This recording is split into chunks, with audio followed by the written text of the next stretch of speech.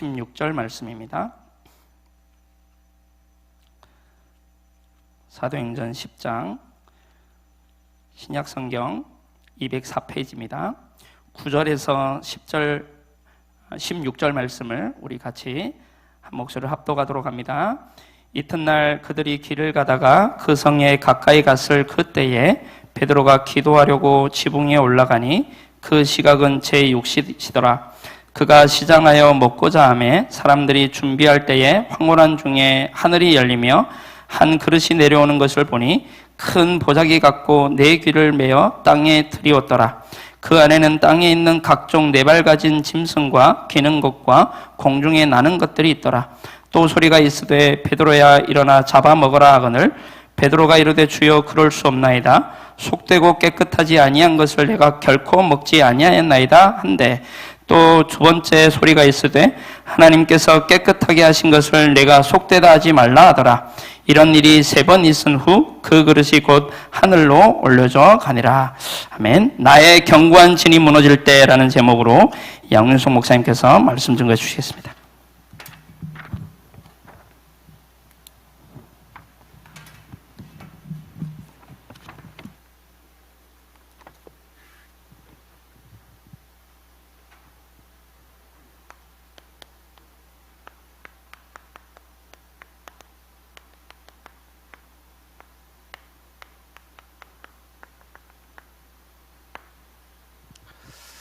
예, 오늘 나의 견고한 진이 무너질 때라는 말씀을 가지고 우리가 말씀 받도록 하겠습니다. 우리 옆에 사람과 한번 인사 나누겠습니다. 성령 충만 받는 예배 됩시다. 기도하시면 됩니다. 성령 충만 받기를 기도하시면 되고요. 우리 또 한번 인사 나눌까요? 하나님의 말씀에 붙들리는 시간이 됩시다. 제가 오늘 말씀 설교를 준비하면서 마가복음 2장 22절에 보면 새 포도주는 새 부대에 넣느니라 라는 말씀이 있습니다. 우리 옆에 사람 한 번 더 인사합시다. 새 포도주를 담을 새 부대가 됩시다.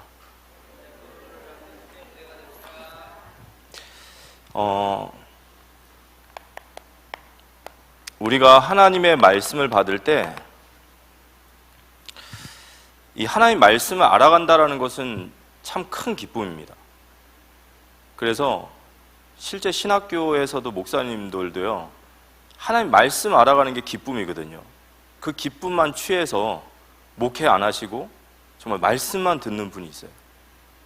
우리가 하나님 말씀 듣다 보면 그렇게 기쁨이 오죠. 또 새로운 것에 대한 아는 기쁨도 있습니다. 그리고 하나님 말씀 우리의 마음을 흡족해 하시죠.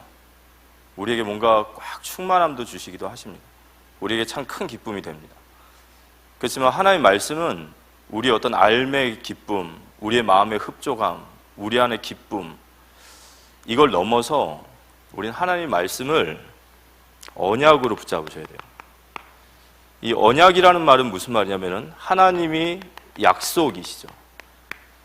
우리가 하나님의 약속은 그분의 신실하심이 담보이기 때문에 우리는 이 약속을 굳게 붙들 수 있습니다. 이 약속을 붙든다는 것은 굉장히 중요합니다. 다니엘서 9장 2절에 보면 다니엘이 어떻게 그 바벨론이라는 땅에서 자신을 놓치지 않고 길을 잃어버리지 않고 끝까지 하나님 앞에 설 수 있었을까요? 이 다니엘서에 보면 나와 있죠. 다니엘서에서 가장 중요한 핵심은 뭐냐면 다니엘이 책을 통하여 여호와께서 말씀으로 선지자 예레미야에게 알려주신 그 연수를 깨달았나니 곧 예루살렘의 황폐함이 70년 만에 그치리라. 이게 예레미야서 29장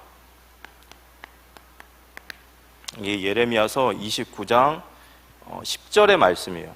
예레미야가 예언했습니다. 70년 후에 바벨론의 포로에서 해방되리라. 근데 이 책을 다니엘이 읽은 거예요. 이게 왜 중요할까요? 다니엘이 바벨론 땅에서 유혹을 받고 또는 자신의 길을 벗어나고 싶을 때도 있고 눈만 살짝 감으면 편한 인생을 살 수도 있고요. 또 그 많은 순환과 환난과 고난을 이겨낼 수 있었던 것은 이 약속을 믿었던 거예요. 조금만 참으면 된다 이거예요. 내가 조금만 더 참고 내가 조금 더 인내하면 반드시 그 약속의 기한은 올 것이고 그 70년의 연수가 차면 우리 민족은 해방되리라. 우리가 하나님의 말씀을 약속으로 붙들고 있다는 것은요, 굉장한 겁니다. 그래서 계속해서 새로운 말씀을 찾는 것도 중요하지만 하나님의 말씀을 언약으로 붙잡으셔야 돼요. 올해 우리에게 1만 성의 말씀을 주셨는데, 저는 1만 성의 말씀 속에 예레미야가 시위대 뜰에 갇혔을 때 예라는 말이 있어요. 그러니까 예레미야로서는 최악의 상황, 아무도 희망이 정말 눈꼽만침도 없는 그 상황. 그런데 그 어두운 상황에서 예레미야를 다시 일어나게 하셨던 그 요인이 뭐냐라고 할 때, 여호와의 말씀이 예레미야에게 임하니라. 맞습니까? 그래서 성도가 사는 힘은 말씀이에요. 우리가 현장에서 다락방하고 구역 예배하고, 그리고 우리가 새가족들에게 말씀을 꼭 쥐어주고, 이게요, 우리에게는 너무도 당연하고 너무도 늘 익숙한 거지만 사람을 살리는 일이 돼요. 가정을 살리는 일이 됩니다. 이 사람이 신앙을 다시 한번 붙잡는 길이 되는 줄 믿으시기 바랍니다. 그래서 성도는 무슨 힘으로 살아야 됩니까? 말씀. 사람이 떡으로 사는 것이 아니요, 하나님의 말씀으로 사는 것을 하나님 우리 알기 원하시거든요. 이 헌신을 감당하는 우리 모두가 되어지기를 기도합니다. 이 가장 선한 일인 것 같습니다. 왜 우리에게 하나님의 말씀이 힘이 될 수밖에 없냐? 이 말씀은 반드시 성취되어질 것이기 때문이에요. 예레미야에게 말씀하셨죠. 너는 내게 부르짖으라. 하나님의 말씀이 예레미야에게 임한 거예요. 너는 내게 부르짖으라. 이를 행하시는 여호와, 그 일을 지켜 행하시는 여호와, 그 이름을 여호와라 하는 이가 말하노라. 너는 내게 부르짖으라. 네가 내게 부르짖는다면, 그 말씀을 따라간다면 내가 내게 응답할 것이다. 어떤 응답이죠? 아까 우리 변준목님 말씀했던 것처럼 크고 은밀한 일을 내게 보이리라. 이 무슨 말이냐면요, 네 앞에 갖다 놓으리라라는 뜻이에요. 그런데 실제로 이 역사는 일어납니다. 우리가 예레미야서 6장부터 보면, 보라 내가 이 성읍을 고쳐 낫게 할 것이다 하면서 하나님의 예언의 말씀이 나오는데, 70년 후에 바벨론에서 이스라엘 백성들은 회복되고, 그리고 하나님의 언약의 말씀은 성취되어집니다. 그렇다면 오늘도 우리가 수요 예배 나와서 말씀을 들으면서 우리는 하나님의 말씀을 붙들어야 됩니다. 하나님, 나에게 말씀이 임하는 시간이 되게 해주십시오. 강력한 하나님의 말씀이 나를 붙잡아 주셔서 내 견고한 진이 무너지고 우리가 새 포도주를 담을 수 있는 새 부대가 될 수 있도록 기도하는 마음으로 우리 모두 다 말씀 받았으면 좋겠습니다. 이번 주간에 주셨던 어떠한 견고한 진도 무너뜨리는 우리가 하나님의 능력에 대해서 말씀드렸습니다. 이 말씀 속에 저는 4가지 정도를 말씀드렸습니다. 하나님의 능력, 복음이죠. 로마서 1장 16절 17절에, 고린도전서 1장 24절에 그리스도는 하나님의 지혜이시며 하나님의 능력이다. 내가 이 복음을 부끄러워 여기지 아니하나니 이 복음은 모든 사람을 구원하시는 하나님의 능력이다. 그랬어요. 이 복음의 능력, 어떠한 견고한 진도 무너뜨린다. 분명히 말씀 속에 주셨어요. 어떠한 견고한 진도 무너뜨린다 그랬어요. 복음을 무너뜨리려고 했던 수많은 강대국이 있어요. 세상적으로 봤을 때 엄청난 힘 있는 강대국들. 그렇지만 그 강대국이 복음을 이기지 못했습니다.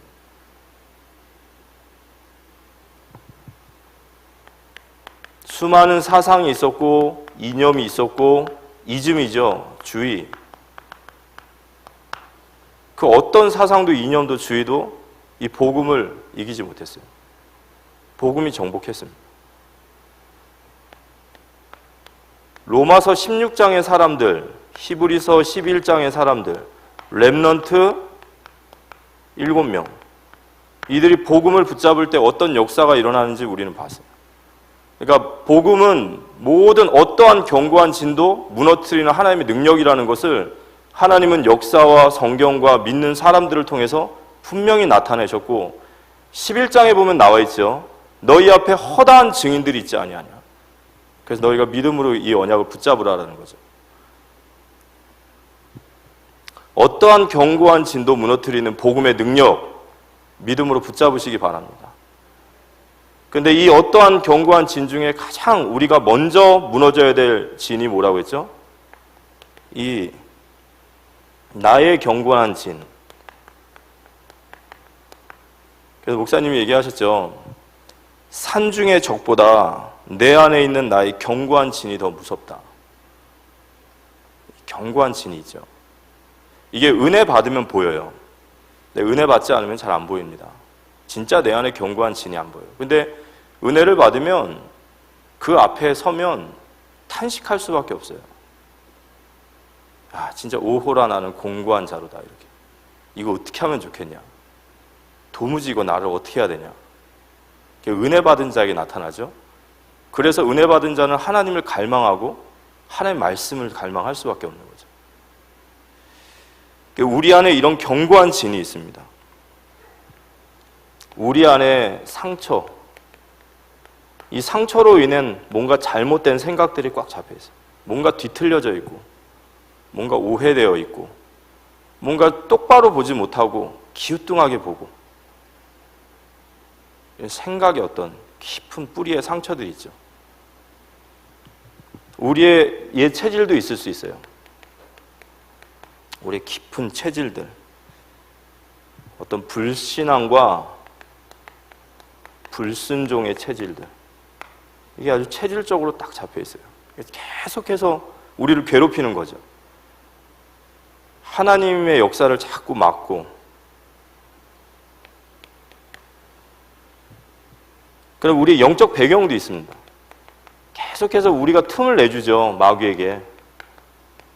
우리 안에 이런 견고한 진. 목사님, 이번 주에 나는 할 수 없다.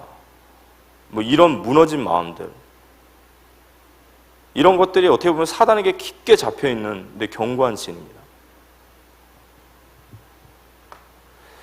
우리가 하나님 앞에 순종하지 못하길 만큼 우리 안에 견고한 진이 있단 말이죠. 하나님의 말씀이 우리 안에 들어오질 못해요. 이 견고한 진, 강팍한 마음, 곧은 목. 이스라엘 백성들에게 하는 얘기가 아니거든요. 선지자들이 이스라엘 백성들에게 아무리 얘기해도 그들은 그 말씀을 받을 수가 없어요. 마음이 다 굳어버려가지고, 목은 꼿꼿하게 서가지고. 이게 얼마나 무서운 겁니까, 사실. 하나님 말씀은 은혜를 받지 못한다. 하나님 말씀조차도 나를 치유하지 못한다. 하나님 말씀이 내 안에 깊게 들어오지 못한다. 이거 얼마나 무서운 거예요. 내가 얼마나 영적으로 고장났냔 말이에요. 정말 고장난 거죠. 그러니까 우리 안에 이런 영적인, 우리 안에 이런 견고한 진이 있다는 거예요. 근데 이런 영적인 견고한 진들, 이 견고한 진들은 다른 것으로는 절대 안 됩니다. 오직 성령 충만 받을 때 이 견고한 진은 무너지게 될 줄 믿으시기 바랍니다.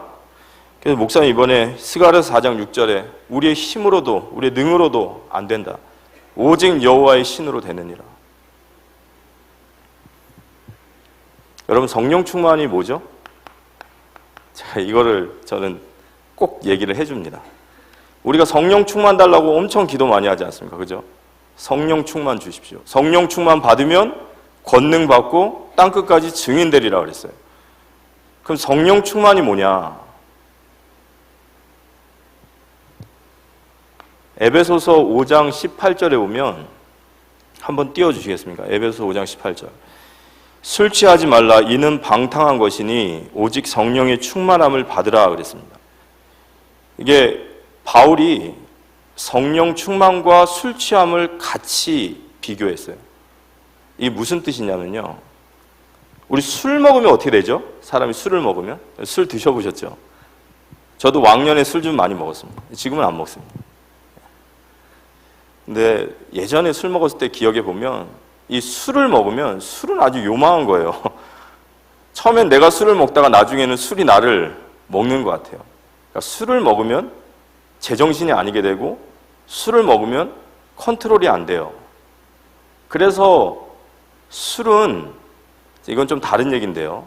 술은 모든 타락의 가장 기본 베이스예요. 그래서 우리 교회 안에는 이 문화가 들어오면 안 돼요. 이건 다른 얘기지만, 왜냐, 어린 성도들이 다쳐요. 반드시 사단은 역사합니다. 근데 술 취함이라는 것은 결국 뭘 말하냐? 술에 취하면 장악되어 버리죠. 성령 충만이 그겁니다. 성령 충만은 우리가 생각하고 있던 어떤 막 대단한 능력이 아니라 하나님이 우리를 장악하신다라는 뜻이에요. 그게 성령 충만이에요. 하나님이 우리를 장악하게 하는 것이 바로 성령 충만입니다. 하나님 온전히 나를 주관하시는 것이 바로 성령 충만인 줄 믿으시기 바랍니다. 실망하시는 분도 계시겠지만 성령 충만 받기를 원하시면요, 기도하면 돼요. 이건 기도하면 됩니다. 하나님 나를 온전히 주관해 주십시오. 하나님 온전히 나를 장악해 주십시오. 그래서 에스겔서 36장 26절과 27절에 이 성령께서 우리에게 임하시면 일어날 역사를 얘기하셨는데, 제가 한번 읽어보겠습니다. 36장 26절 27절. 또 새 영을 너희에게 두고, 이게 구약에 약속하신 성령이에요. 새 영을 너희에게 두고 새 마음을 너희에게 주되 너희 육신의 굳은 마음을 제거하고 부드러운 마음을 줄 것이며, 또 내 영을 너희 속에 두어 너희로 내 율례를 행하게 하리니 너희가 내 규례를 지켜 행할지라. 이 성령께서 우리 안에서 하시는 역사가 뭐냐면, 우리 안에 새 영을 부어주시고 우리 안에 새 마음을 주셔서 우리의 육신의 굳은 마음들을 다 제거해 버리시고 살과 같이 부드러운 마음을 주셔서 하나님의 말씀이 온전히 우리를 장악하게 하셔서 하나님의 말씀을 행할 수 있는 사람으로 만들어가는 것이 성령 충만이에요. 이때 비로소 우리의 견고한 진이 무너지는 거예요. 우리의 견고한 진이 뭐죠? 한마디로 말해서 뭐죠? 나 중심이에요. 그건 우리가 해결할 수 있는 문제가 아니에요. 이건 성령의 역사가 아니면 절대로 나 중심은 꺾이지 않습니다. 성령이 나를 장악하시고 나를 완전히 주관하셔서 하나님 말씀이 들려야 사는데 내 육신의 굳은 마음들을 제거해 주시고 살과 같이 부드러운 마음을 허락하셔서 그 말씀이 나를 장악하고 그 말씀이 나를 이끌어갈 수 있는 그런 은혜가 우리에게 임하기를 기도합니다. 그래서 목사님께서 이 말씀을 하시면서 마지막으로 그러셨어요. 나의 견고한 진이 무너지고 내가 변화되게 될 때 하나님의 새로운 시작이 시작된다고 그랬어요. 그래서 하나님이 우리의 육신의, 우리의 견고한 진을 무너뜨리라는 거예요. 마가복음 2장 22절에 새 포도주는 새 부대에 담아야 돼요. 하나님 우리가 변화되고 우리가 성령으로 말미암아 변화되고 우리 안에 있는 견고한 진이 무너지기 원하시는 이유는 우리를 새 포도주를 담아주시기 위해서, 하나님의 놀라운 새 일이 우리에게 일어나기를 우리가 함께 기도하는 시간 되었으면 좋겠습니다. 제가 말씀 받으면서 그런 생각을 하게 됐습니다. 사울이 다메섹에서 자신의 견고한 진이 딱 부서지고 나니까 하나님이 이방인을 위한 택한 그릇으로 딱 세우시는 거예요. 빌레몬과 오네시모, 그 속에 있는 견고한 진이 무너지니까요, 그 엄청난 골로새의 그 귀한 목사님이 세워지는 겁니다. 엘리야가 호렙산에서 그 견고한 진이 무너질 때 엘리사라고 하는 하나님 더 큰 응답을 예비하시는 줄 믿으시기 바랍니다. 그래서 우리의 견고한 진이 무너지는 귀한 축복의 시간 되어졌으면 좋겠습니다. 그래서 오늘 말씀이 나의 견고한 진이 무너질 때입니다.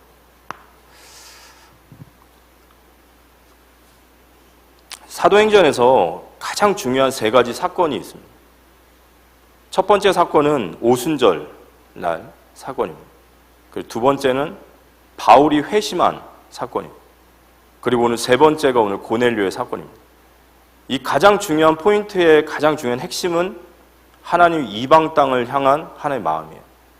가장 중요한 시간표 속에 서 있는 자리죠.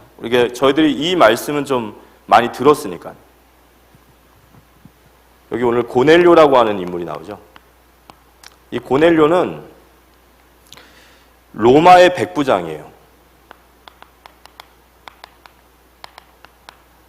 로마가 당시 모든 세상을 통치하고 있을 때 그 로마의 백부장, 이탈리아의 백부장, 그러니까 비록 백부장, 천부장도 있지만 굉장히 보직이 너무너무 중요한 자리인 거예요.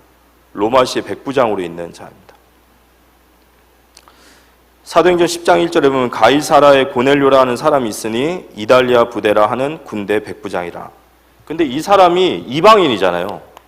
로마인이니까 이방 사람인데 성경이 이 사람을 뭐라고 하냐면 그가 하나님을 경외하는 자라 그래요. 하나님을 경외하는 자라. 사도행전 10장 2절에 보면 그가 경건하여 온 지방과 더불어 하나님을 경외하며 백성을 많이 구제하고 하나님께 항상 기도하더니. 이 당시의 로마는 어떤 군 부대, 군의 어떤 능력으로, 그 군의 힘으로 세상을 장악했지만 사실 로마를 장악하고 있던 실질적인 사상은 헬레니즘이었어요. 그리스의 철학이 로마를 장악하고 있었어요. 근데 이 헬레니즘 문화의 핵심이 뭐냐면 숙명론이에요. 그러니까 정해진 운명대로 사람은 가게 돼 있다는 숙명론을 얘기하다 보니까 사람들은 이 숙명론 앞에서 굉장히 무기력해지고 어차피 우리는 정해진 대로 가다 죽으니까라고 하면서 굉장히 타락했어요. 로마 시대 타락의 사상적인 문제는 헬레니즘입니다. 너무너무 타락한 거예요, 로마가. 너무너무 음란하고 어떤 도덕적이나 윤리적으로 땅에 떨어진 거죠. 그런데 어떻게 보면 우리가 지금 살고 있는 시대랑 비슷한 것 같죠. 그런데 분명한 것은 시대가 어둡고 더 타락할수록 인간은 진리에 목마르게 되어 있어요. 그러니까 우리가 세상이 더 더러워지고 세상이 더 막 하나님에 대해서 강팍해지지만 세상이 더 더러워지고 세상이 더 타락할수록 사람들의 마음속에는 진리에 대한 목마름이 있다는 거예요. 이 고넬료라는 사람이 그런 진리 목마름이 있었나 봐요. 이 사람이 찾아간 곳이 어디냐면 유대인의 회당을 찾아갔겠죠. 회당에 가서 그들의 경건한 삶을 보면서 그도 그렇게 경건한 삶을 살고자 한 거예요. 그래서 하나님을 경외하고 말씀에 구제하라니까 구제하고 기도하고 이런 사람이었습니다. 근데 그가 하나님께 기도하다가 하나님이 주시는 환상을 체험해요. 기도하다가 10장 3절에서 8절에 보면 하루는 제9시쯤이 되어 환상 중에 밝히 봄에 하나님의 사자가 들어와 이르되 고넬료야 하니 고넬료가 주목하여 보고 두려워 이르되 주여 무슨 일이니까 천사가 이르되 내 기도와 구제가 하나님 앞에 상달되어 기억하신 바 되었으니 내가 지금 사람들을 욥바에 보내어 베드로라는 시몬을 청하라. 그는 무드장이 시몬의 집에 유숙하니 그 집은 해변에 있다 하더라.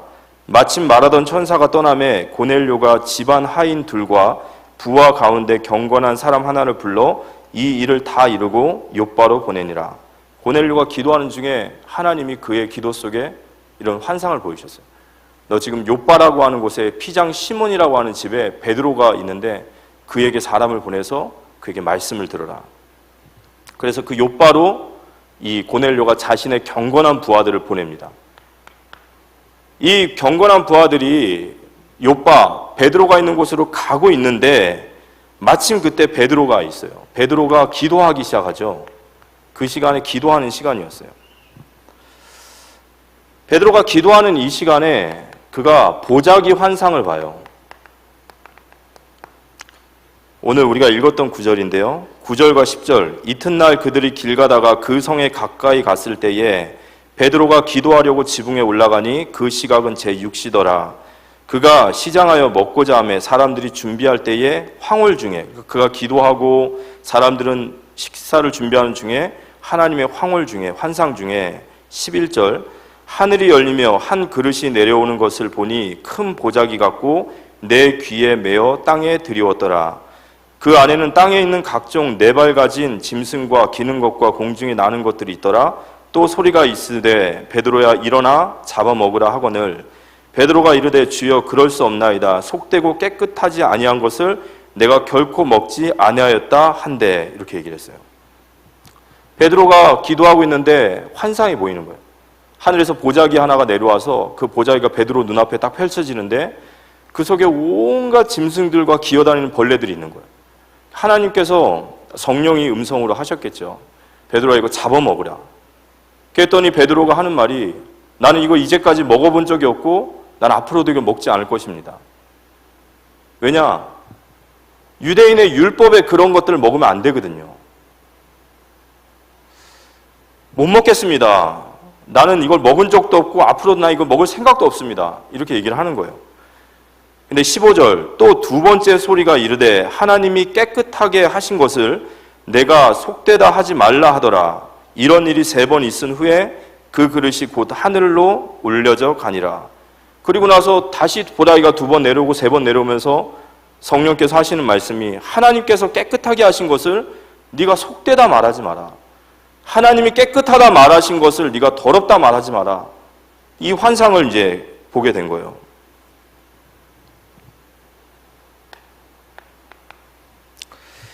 (17절에) 보니까 베드로가 본 환상이 무슨 뜻인지 속으로 의아해하더니 마침 고넬료가 보낸 사람들이 시몬의 집에 찾아 문 밖에 서서, 18절 불러 묻되 베드로라 하는 시몬이 여기 유숙하느냐 하거늘, 베드로가 그 환상에 대하여 생각할 때에 성령께서 그에게 말씀하시되 두 사람이 너를 찾으니 일어나 내려가 의심하지 말고 함께 가라. 내가 그들을 보내었느니라 하시니, 베드로가 내려가 그 사람들을 보고 이르되 내가 곧 너희가 찾는 사람인데 너희가 무슨 일로 왔느냐.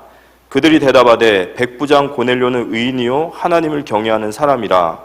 유대 온 족속이 칭찬하더니 그가 거룩한 천사의 지시를 받아 당신을 그 집으로 청하여 말을 들으려 하느니라 한데, 베드로가 이런 환상을 보고 나서 도대체 이 환상이 무슨 뜻인지를 의아해하고 있어요. 근데 그때 마침 요빠의 사람들이 와서 요빠에 우리 주인이 너를 보냈다라고 말을 한 거예요. 그럼 왜 지금 베드로가 이렇게 계속해서 이 사람들과 대화를 하고 있냐? 이게 베드로에게 있는, 이게 유대인의 선민 사상이죠. 이 베드로에게 깊게 뿌리 내려져 있는 선민 사상이에요.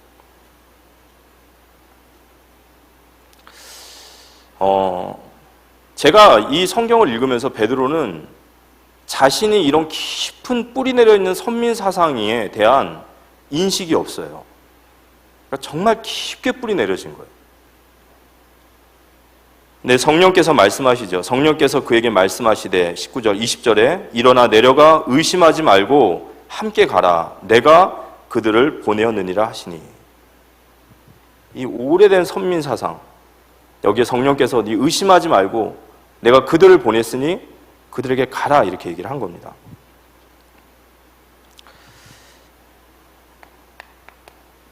성령의 말씀을 듣고 베드로가 23절 베드로가 불러들여 유숙하게 하니라. 그들을 불러들여 유숙하게 하고 이튿날 일어나 그들과 함께 갈새 요빠에서 어떤 형제들도 함께 가더라.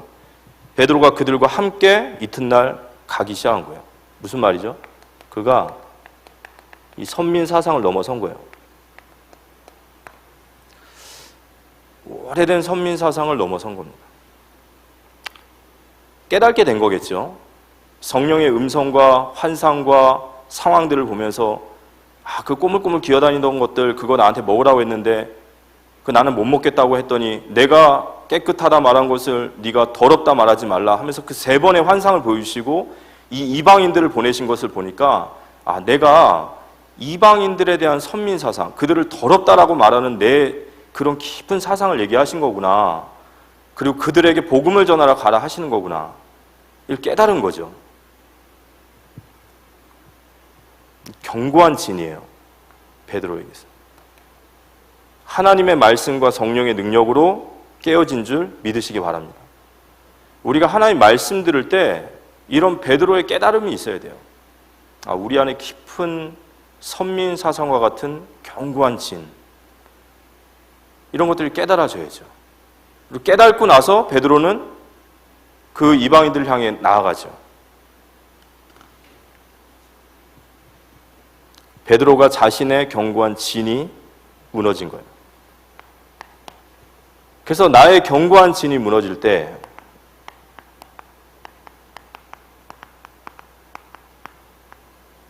베드로가 자신의 선민 사상을 넘어서요, 자신의 오래된 아주 견고한 진을 무너뜨리고 그리고 하나님이 말씀하시는 대로 순종하고 나아가는 거죠.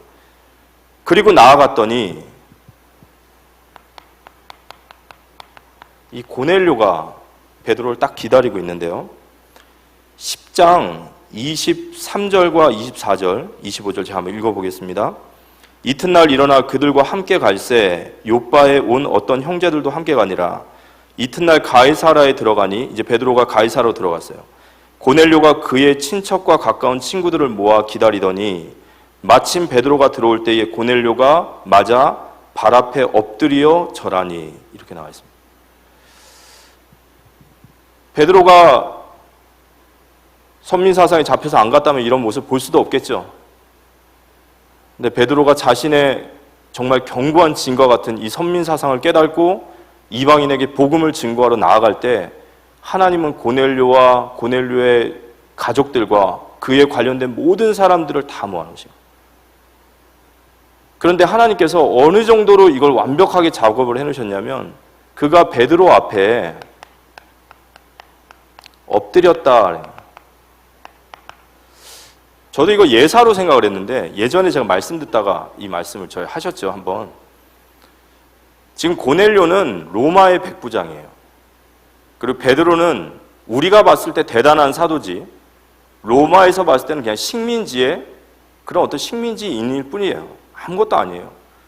근데 이 고넬료가 베드로에게 엎드려 절을 하는 거예요. 이게 진짜로 고넬료를 하나님이 완전히 예비하신 거죠. 완전히 갈급한 영혼을. 그리고 나서 이 고넬료가 말씀을 받습니다. 44절에 보면 베드로가 쭉 말씀을 전해요. 이방인에게도 구원을 원하시는 하나님이 복음을 전하기 원하셨다 그러면서 쭉 말씀을 전하고 나서 44절, 베드로가 이 말을 할 때에 성령이 말씀 듣는 모든 사람에게 내려오시니, 오늘 말씀 받다가 성령 받는 시간 되시기 바랍니다. 성령이 우리 마음에 임하시면 말씀 받다 임한다고 그랬어요. 베드로와 함께 온 할례 받은 신자들이 이방인들에게도 성령 부어주심으로 말미암아 놀라니, 이는 방언으로 말하며 하나님의 높임을 들음이로다. 이에 베드로가 이르되, 이 사람들이 우리와 같이 성령을 받았으니 누가 능히 물로 세례 베품을 금하리요 하고 명하여 예수 그리스도 이름으로 세례를 베풀라 하니라. 그들이 베드로에게 며칠 더 머물기를 청하니라. 말씀을 전하는데 성령이 그들에게 임하시는 거예요. 그들에게 성령이 임했다라는 증거로 이방인 사도들에게 일어났던 방언의 역사가 터진 거죠. 방언이 성령의 증거가 아니라 똑같은 성령이 임했다라는 것을 베드로에게 보여주신 거예요. 그래서 베드로가 그 자리에서 이방인에게 세례를 베풀어요. 베드로가 자신의 견고한 진을 무너뜨리고 하나님의 말씀에 순종하고 나아갈 때 하나님 이런 역사를 보내주셨습니다. 그런데 이 이야기가 여기서 끝나지 않습니다. 우리가 사도행전 15장에 보면 예루살렘 회의가 나와요. 종교회의. 그러니까 첫 번째 예루살렘의 종교회의가 있는데, 이 15장을 읽어보면 어떤 내용이냐면요, 제가 한번 읽어보겠습니다. 15장. 어떤 사람들이 유대로부터 내려와 형제들을 가르치되, 너희가 모세의 법대로 할례를 받지 아니하면 능히 구원을 받지 못하리라 하니, 바울과 바나바가 실컷 복음을 전해놨어요. 율법의 행함이 아니고 할례가 아니라, 아브라함의 육신적 혈통이 아니라 오직 예수 그리스도로 말미암아 믿음으로 구원받는다. 그걸 실컷 가르쳐놨는데, 어떤 사람들이 유대로부터 내려왔어요. 여기서 나온 유대로부터 온 사람들은 유대인들이 아니라 예수 그리스도를 믿는 예루살렘의 사람들이에요. 근데 이 예루살렘 사람들이 와서 한다는 소리가, 너희가 할례를 받지 아니하면 구원 못 받는다 말하는 거예요. 그러니까 여전히 그들은 아직 율법주의에 딱 잡혀 있는 거죠. 그래서 이것 때문에 바울과 바나바가 그들 사이에 큰 다툼이 일어납니다. 그래서 막 이방인 교회 안에서 막 다툼이 일어나니까 이방 교회 사람들이 바울과 바나바를, 이걸 이렇게 끝내지 마시고 예루살렘, 쉽게 말해서 예루살렘 본 우리 교단 가장 총회로 가서 이거에 대해서 확실하게 좀 답을 알아달라 그래서 바울과 바나바가 이걸 가지고 예루살렘으로 가요. 예루살렘에 가서 이 이야기를 전합니다. 전하는데 6절에 보니까 제가 한번 읽어보겠습니다. 15장 4절에 보면 예루살렘에 이르러 교회와 사도와 장로들에게 영접을 받고 하나님이 자기들과 함께 계셔 행하신 모든 일을 말하며 바리새파 중에 어떤 믿는 사람들이 일어나 말하되 이방인에게 할례를 행하고 모세의 율법을 지키라 명하는 것이 마땅하다. 그러니까 예루살렘 총회도 지금 이런 시끄러운 사람들이 있었어요. 그런데 바울과 바나바가 이 얘기를 툭 던지니까 그들도 막 들고 일어난 거죠. 그래서 예루살렘 교회가 또 막 혼란에 빠지는 거예요. 율법과 할례를 지키게 해야 된다. 예루살렘 교회도 이게 정리가 안 된 상태죠. 난리가 난 거예요. 근데 이때 누가 등장하냐면요. 7절, 15장 7절에 보면 많은 변론이 있은 후에 베드로가 일어나 말하되 형제들아 너희도 알거니와 하나님이 이방인들로 내 입에서 복음의 말씀을 들어 믿게 하시려고 오래전부터 너희 가운데 나를 택하시고 또 마음을 아시는 하나님이 우리에게와 같이 그들에게도 성령을 주어 증언하시고 이게 누구 사건이죠? 이게 바로 고넬료 사건이에요. 예루살렘 지금 예루살렘 종교, 예루살렘이 총회죠. 그 총회에서 이방인에게 복음을 전하는 것이 옳으냐? 또 이방인에게 복음을 전하려면 그들에게 율법을 행하게 하고 할례를 행하게 하라. 바울은 율법에 대해서 조금도 구원에 양보하지 않았습니다. 왠지 아십니까? 유대인들은 기본적으로 구원을 받는 데 있어서 4가지가 필요해요. 첫 번째는 혈통적으로 아브라함의 혈통이어야 돼요. 그러니까 저와 여러분들은 아니에요. 우린 당군의 자손이기 때문에 아닙니다. 일단 아니에요. 그 다음 뭐예요? 낳은 지 8일 만에 할례를 받고 율법의 완전한 자여야 된단 말이에요. 그런데 만약에 바울이 율법의 어떤 한 구석이라도 허용하면 이방인의 구원은 있을 수가 없는 얘기예요. 그래서 바울은 다른 것은 다 몰라도 율법으로 말미암은 구원에 대해서는 단 한 발도 양보할 수 없는 거죠. 근데 예루살렘 교회가 이게 정리가 안 된 거예요. 그때 베드로가 일어나서 고넬료 사건을 얘기합니다. 내가 이방인 고넬료에게 복음을 전한 것을 너희들 알고 있지 않냐? 그리고 내가 그들에게 복음을 전할 때 우리와 똑같은 성령이 그들에게 임한 것을 너희가 왜 알지 못하느냐? 그들을 더 이상 괴롭게 하지 마라. 그때 이제 총회장 되는 야고보 사도가 일어나서 그들에게 우상과 그리고 음란과 그리고 목매인 것과 피째 먹는 것만 금하고 그들에게 예수 그리스도의 믿음으로 구원받음이 맞다라고 총회에서 땅 치게 돼요.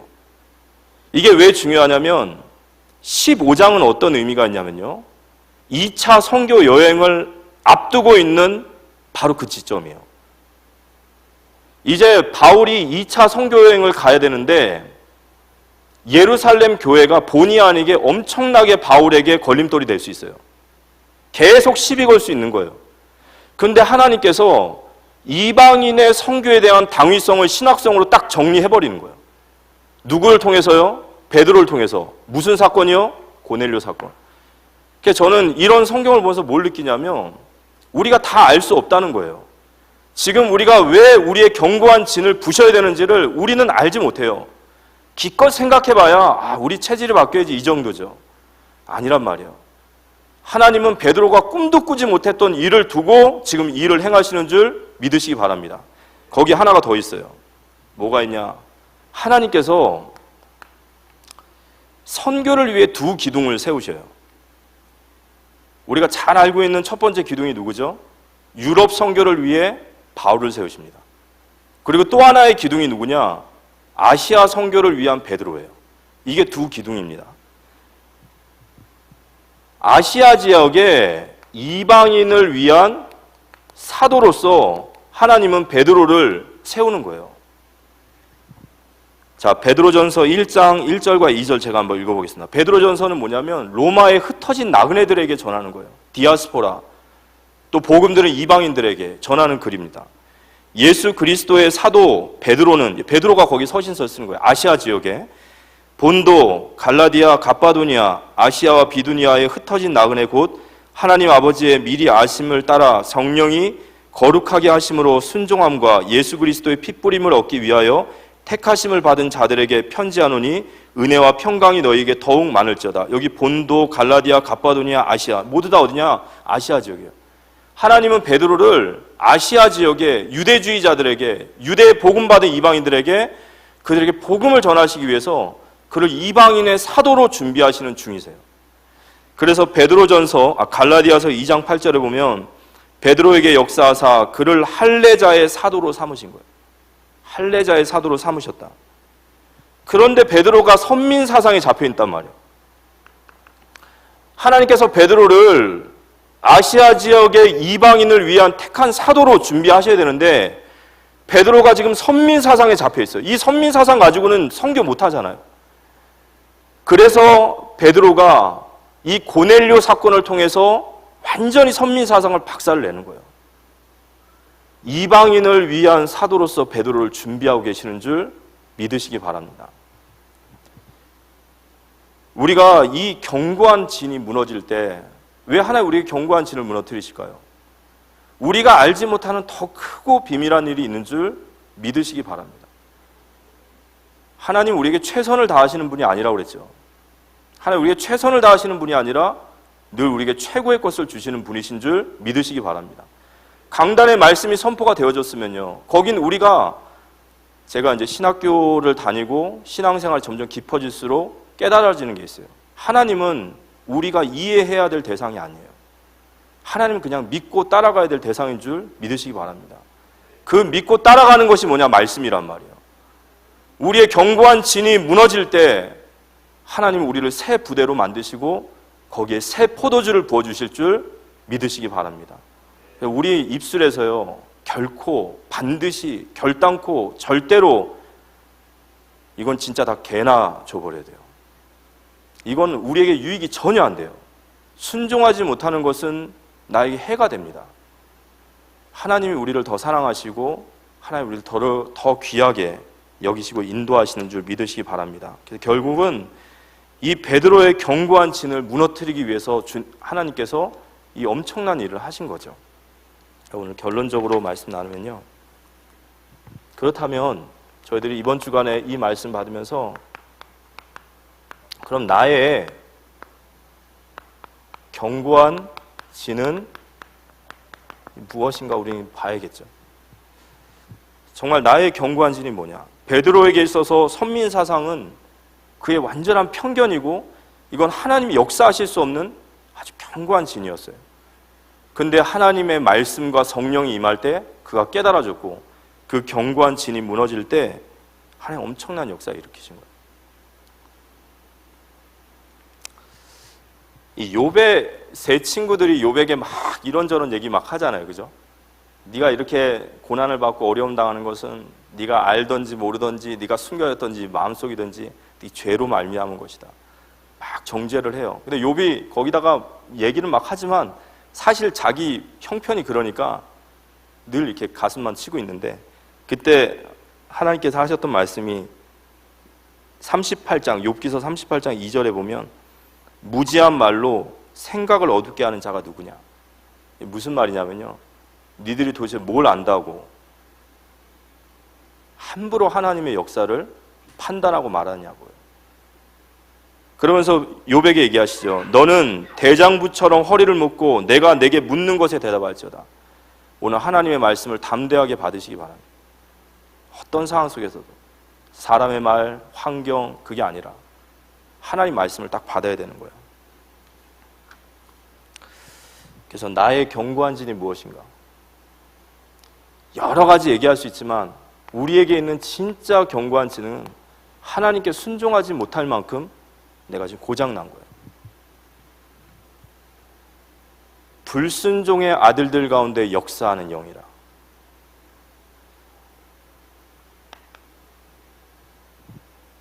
이 견고한 진이 하나님의 말씀과 이 성령의 능력으로만이 무너지는 거예요.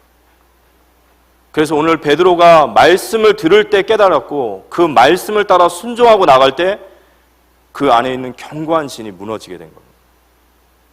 그래서 우리는 오직 성령 충만을 구해야 돼요.